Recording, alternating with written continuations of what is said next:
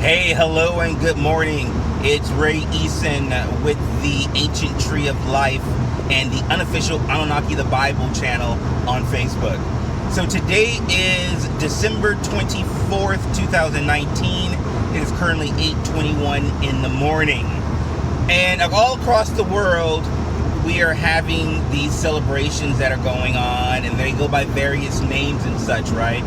So for most people, the 24th would be Christmas Eve. Tomorrow would be Christmas, which is in adoration of the Christian sun god Christ and his birth, right? The Son of God, right? And in other parts of the world, there are different celebrations which represent more of an archetypal or symbolic sun, right?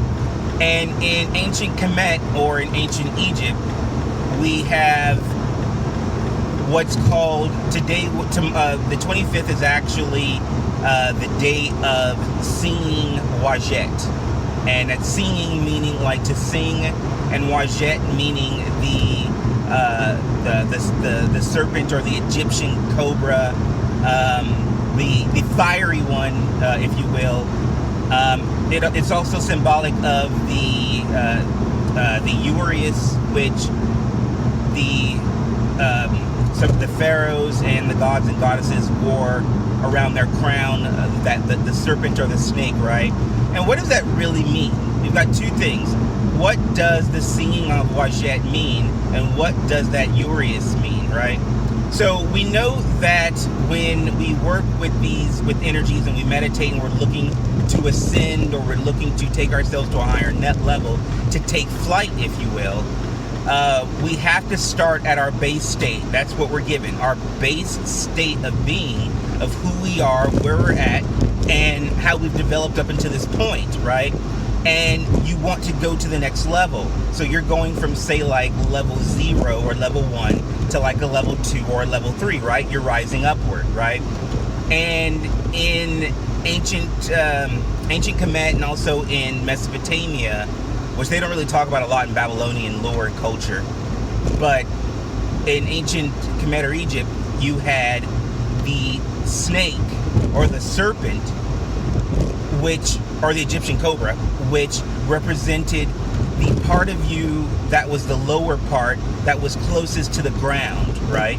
And then the bird, or the hawk, or whatever archetype bird, animal, or god that had wings, it represented the ability to be higher, or to be part of that highest, right? Which is where we get these kings and these queens, where they talk about your highness, or you know what I mean?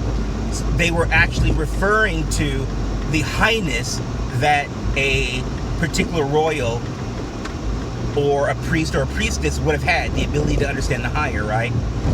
And that's not what they based it off of, but that's what it was based off. It's not what the kings and the queens were actually acknowledging, but I'm sure the priesthood that they worked with knew all these symbols and knew what this stuff meant, right? Because they'd interacted with it.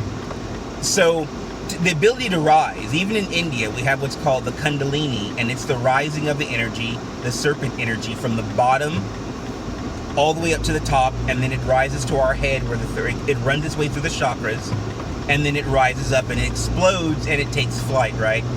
And that is what the returning of the sun is supposed to represent. It's the returning of that energy, because the sun will disappear or not have a presence for about, I believe it's about 3 days, and then we'll have that renewal of life, or that return to Earth, the sun returning, right, being reborn. And the singing of Wadjet, I believe, and I need to meditate on this more, but I believe that it represents the returning vibration of the sun. I mean, if you think of the term or the word singing, right, it would almost mean tone or vibration or vibratoriness, right? And working with energy, we realize that all energy has a frequency, right? So the singing of Wadjet would possibly represent the beginning energy, the energy coming back, and the sun's energy coming back and resonating, right? And it's not a singing that you're going to hear with your normal ears. It's a singing you're going to hear on a very lower, subtle level, right? And that's a lot of what we work with, what we talk about is that subtle level, right? So as we go forth into the next few days and we are celebrating and enjoying festivities, we also need to focus on the renewal of self, the renewal of life, and what are we going to do in the next coming year? What is our sun going to do?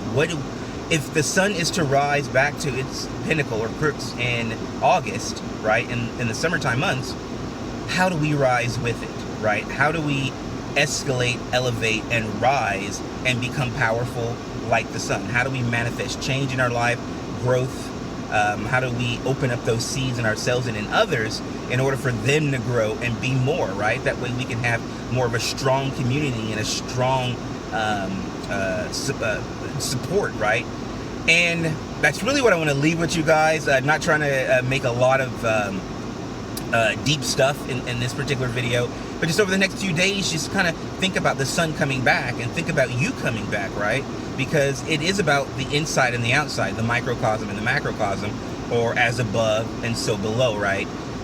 We talk about these things because a lot of what was done in ancient Kemet or in ancient Egypt was about the middle pillar. And if you've worked with any type of heavy or high magic system, you've heard this term before, and I came across it years ago, but I really didn't understand it until I saw it from a Kemetic perspective.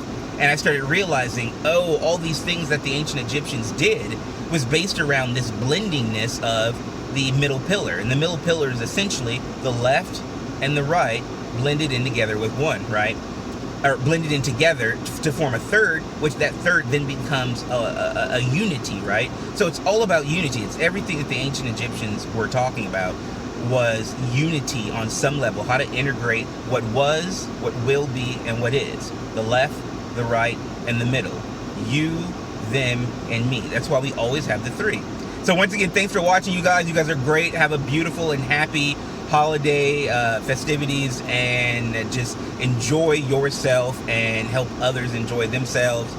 And we'll talk later. Go ahead and like and subscribe, and thanks for watching. You guys are great. Love you guys. Bye. Have a good one.